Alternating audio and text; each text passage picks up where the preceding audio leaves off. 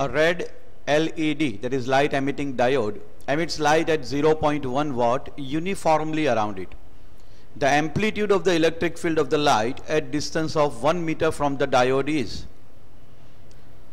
It is given to us that light is emitted uniformly. So, if we just consider the diagrammatic representation of this red light emitting diode, it will be emitting the electromagnetic waves in all direction without any preference.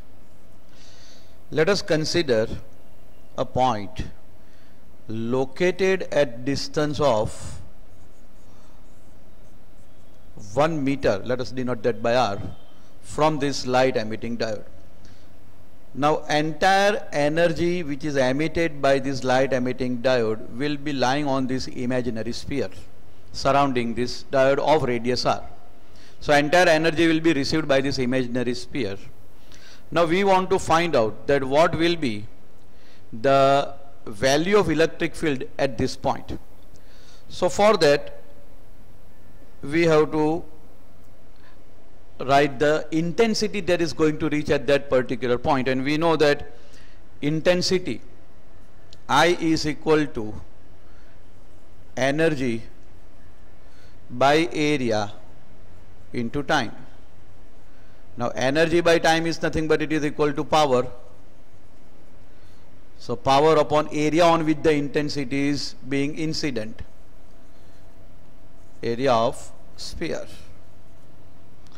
So I is equal to power P upon area of that imaginary sphere, that will be equal to 4 pi R square. Mind well, R also serves the purpose of the distance from the LED. From the convention we also know that intensity is also equal to epsilon 0 C into E square RMS. So on equating this, we can get value of E square RMS, or simply we are required to find out amplitude of the electric field. Now amplitude of electric field means the maximum value of electric field. So making E square RMS as subject of formula,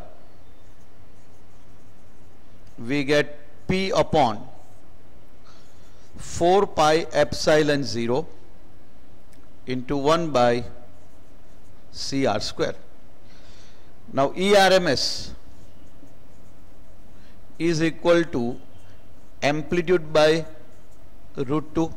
So E square RMS will be E0 square by 2.